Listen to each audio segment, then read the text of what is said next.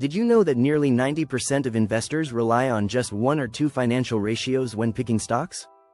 That's like navigating a maze with only half a map. Even more surprising, over 60% of those investors don't even understand the ratios they use. Shocking, right? Value investing isn't about following the crowd. It's about digging deeper, finding the real gems that others miss. Imagine if you could identify stocks that are not only undervalued but also poised to grow. What if you had a simple set of tools to do just that? In this video, we're going to unlock 6 powerful financial ratios that every smart investor should know. These aren't the same old metrics you've heard about. We're diving into strategies that legends like Warren Buffett and Peter Lynch have used to build their fortunes. By the end of this video, you'll have the knowledge to spot hidden opportunities in the stock market. So, stick around and discover the secrets that could transform your investment game. Let's get started. Chapter 1. Cracking the Code, the Power of Price-to-Earnings Growth, PEG, Ratio. The price-to-earnings growth, PEG, ratio is often overshadowed by its more popular cousin, the P/E ratio. But for value investors, the PEG ratio can be a game-changer. Unlike the P/E ratio, which only considers a company's current earnings, the PEG ratio factors in future growth. This small tweak makes a huge difference. It allows investors to find stocks that are not just cheap, but also poised for growth. Peter Lynch, a legendary investor, once said, "The P/E ratio of any company that's fairly priced will equal its growth rate." The PEG ratio takes this idea a step further. By dividing the P/E ratio by the expected earnings growth rate, the PEG ratio gives a more balanced view of a stock's value. For instance, a company with a P/E ratio of 20 might seem expensive at first glance. But if its earnings are expected to grow by 25% annually, its PEG ratio is 0.8. That's a strong signal that the stock might be undervalued. In value investing, a PEG ratio below 1 is often considered a sign of a bargain. However, it's important to look beyond just the numbers. The key is understanding the company's growth prospects. Are they sustainable? Is the industry growing? These are the questions that separate a good investment from a risky bet. Take, for example, Apple in the early 2000s. Its P/E ratio was relatively high, scaring off some investors. But those who looked at the PEG ratio saw a different picture. Apple's earnings were growing rapidly, making it a steal in hindsight. This shows the power of the PEG ratio when used correctly. In practice, using the PEG ratio is a straightforward but powerful strategy.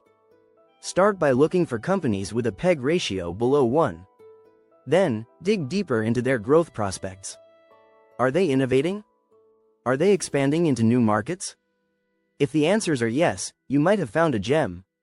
In short, the PEG ratio is a tool that can help you find undervalued stocks with strong growth potential.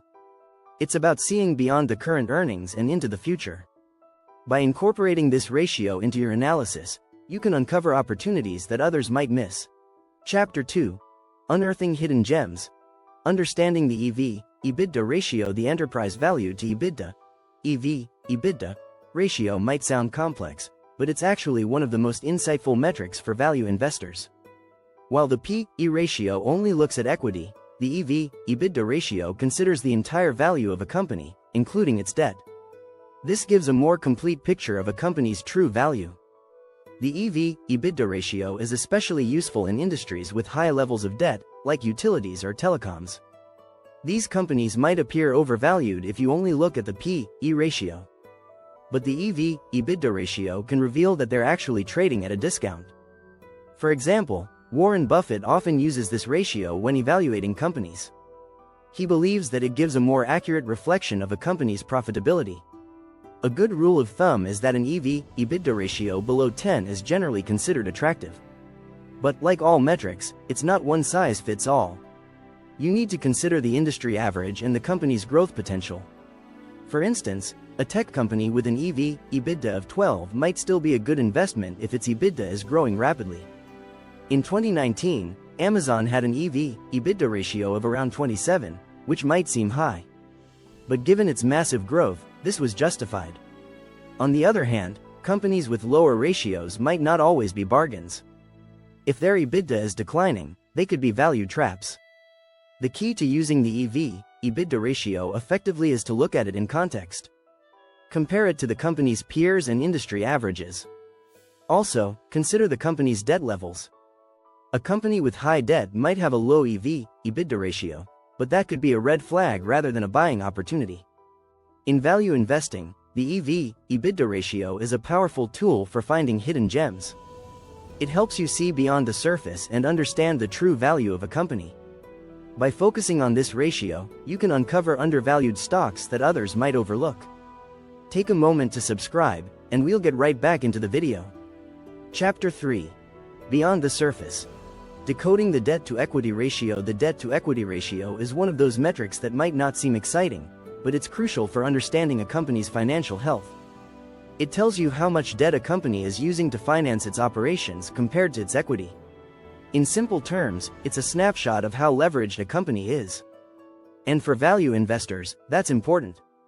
Benjamin Graham, the father of value investing, emphasized the importance of focusing on companies with low debt levels. He believed that companies with high debt were more vulnerable during economic downturns. The debt-to-equity ratio is a tool that can help you spot these vulnerabilities before they become a problem. A debt-to-equity ratio below 1 is often considered safe. It means the company is not overly reliant on debt to fuel its growth. But, like all ratios, it needs context. For example, a utility company might have a higher ratio because the industry typically has stable cash flows to cover debt payments. On the other hand, a tech startup with a high debt-to-equity ratio could be risky, as its cash flows might be less predictable. In 2008, during the financial crisis, companies with high debt-to-equity ratios were hit hard. Lehman Brothers, for instance, had a debt-to-equity ratio of over 30 before its collapse. This shows how critical it is to keep an eye on this ratio, especially in uncertain times. When using the debt-to-equity ratio, it's also important to consider the interest coverage ratio. This ratio measures a company's ability to pay its interest expenses with its earnings. A high debt-to-equity ratio with a low interest coverage ratio can be a red flag, indicating that the company might struggle to meet its debt obligations. As a value investor, you want to focus on companies with manageable debt levels. A low debt-to-equity ratio usually indicates that the company is financially stable and less likely to face bankruptcy. It's about finding companies that are not just undervalued, but also built to last. So, while the debt-to-equity ratio might not be the most glamorous metric, it's a vital part of your toolkit. It helps you assess the financial stability of a company, ensuring that you're investing in businesses that can weather the storms of the market. Chapter 4. Liquidity Lifeline. Mastering the current ratio for safe bets. The current ratio is a simple yet powerful metric that gives you a quick sense of a company's liquidity. In other words, it tells you whether a company can cover its short-term liabilities with its short-term assets. For value investors, this ratio is a key indicator of financial health. Warren Buffett once said, "The first rule of investing is don't lose money. The second rule is don't forget rule number 1." The current ratio helps you follow this rule by identifying companies that are unlikely to run into cash flow problems. A current ratio above 1 means the company has more assets than liabilities, which is generally a good sign. However, as with all ratios, context matters. A current ratio that's too high, say above 3, might indicate that the company is not using its assets efficiently. They could be hoarding cash instead of investing it in growth opportunities. On the flip side, a current ratio below 1 can be a warning sign that the company might struggle to pay its bills in the short term. Take a company like General Electric. In the early 2000s, its current ratio was above 2, which seemed healthy. But digging deeper revealed that a significant portion of its assets were tied up in slow-moving inventories. This example shows why it's important to not just look at the ratio but to understand what's behind it. In the retail industry, where companies often operate on thin margins, the current ratio can be particularly telling. For example, in 2023, Walmart had a current ratio of around 0.8. While this might seem low, it's actually typical for the retail sector, where companies often rely on quick inventory turnover to generate cash. When using the current ratio in your investment strategy, compare it to industry averages. Different industries have different norms, and what's considered a good ratio in one industry might not be in another. Also, look at trends over time. A declining current ratio could be a sign of trouble ahead. In summary, The current ratio is a quick and easy way to gauge a company's liquidity. It helps you avoid companies that might face short-term financial difficulties, ensuring that your investments are not just undervalued, but also financially sound. Chapter 5. Profit Pulse. The magic of operating margin in value picks. Operating margin is often overlooked, but it's a crucial metric for value investors. It measures how much profit a company makes from its operations before interest and taxes. In other words, it shows how efficiently a company is running its core business. For value investors, a healthy operating margin can be a sign of a strong company. Warren Buffett has famously said, "It's far better to buy a wonderful company at a fair price than a fair company at a wonderful price." Operating margin helps you find those wonderful companies. A high operating margin indicates that a company has good control over its costs and can turn a large portion of its revenue into profit. This is especially important in industries where margins are thin. Take the example of Costco. Despite operating in a low-margin industry, Costco consistently posts an operating margin of around 3%. While this might seem low compared to tech giants, it's impressive for a retailer. Costco's ability to maintain such margins shows its operational efficiency and strong business model. On the flip side, a declining operating margin can be a red flag. It might indicate rising costs or falling revenues, both of which can hurt a company's profitability. For instance, if a company's operating margin drops from 15% to 10% over a few years, it's worth investigating why. Are they facing increased competition? Are costs spiraling out of control? Operating margin is also a great tool for comparing companies within the same industry. For example, if two companies have similar revenues but one has a significantly higher operating margin, it's likely the more efficient and potentially better investment. This is why savvy investors often prioritize companies with strong, stable operating margins. In 2021, Apple had an operating margin of around 30%, which is remarkable in the tech industry. This high margin reflects Apple's ability to control costs while maintaining premium pricing for its products. Such a margin gives the company a cushion to invest in innovation, weather economic downturns, and still deliver strong returns to shareholders. For value investors, focusing on operating margin can help identify companies that are not just profitable, but also efficiently managed. It's a key indicator of a company's ability to sustain profits over the long term. By prioritizing companies with strong operating margins, you can build a portfolio of resilient, high-quality stocks.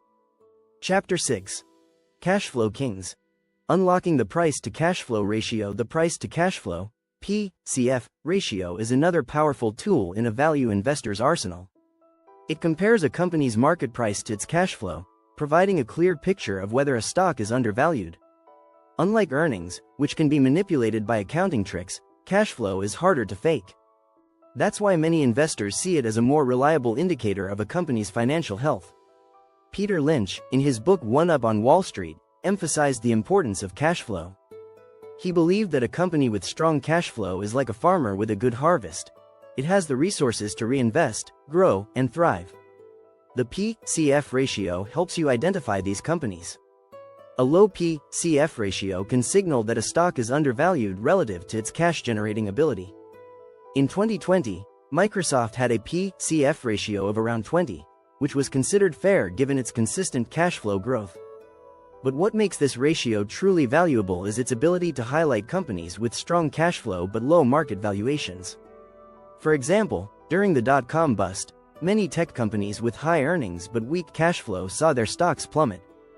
In contrast, companies with strong cash flow weathered the storm much better. When using the PCF ratio, a good rule of thumb is to look for companies with a ratio below 10. This often indicates that the company is generating ample cash flow relative to its price, making it potentially undervalued. However, as with other ratios, context is key. A tech company with a PCF ratio of 15 might still be a good investment if its cash flow is growing rapidly. Another advantage of the PCF ratio is that it's less affected by non-cash expenses like depreciation, which can skew earnings. This makes it particularly useful for evaluating companies in capital-intensive industries like manufacturing or energy, where large upfront investments can distort traditional earnings metrics. One thing to watch out for is companies with declining cash flow. A low PCF ratio might seem attractive, but if cash flow is dropping, it could be a sign of trouble ahead. Always look at the trend over time. Is the company consistently generating strong cash flow, or is it a one-time spike? In conclusion, the P/CF ratio is a vital tool for value investors. It cuts through the noise and gives you a clear view of a company's cash-generating ability. By focusing on this ratio, you can find undervalued stocks with strong financial foundations, helping you build a robust and resilient investment portfolio. Enjoyed today's video? Subscribe to stay updated on all our future posts.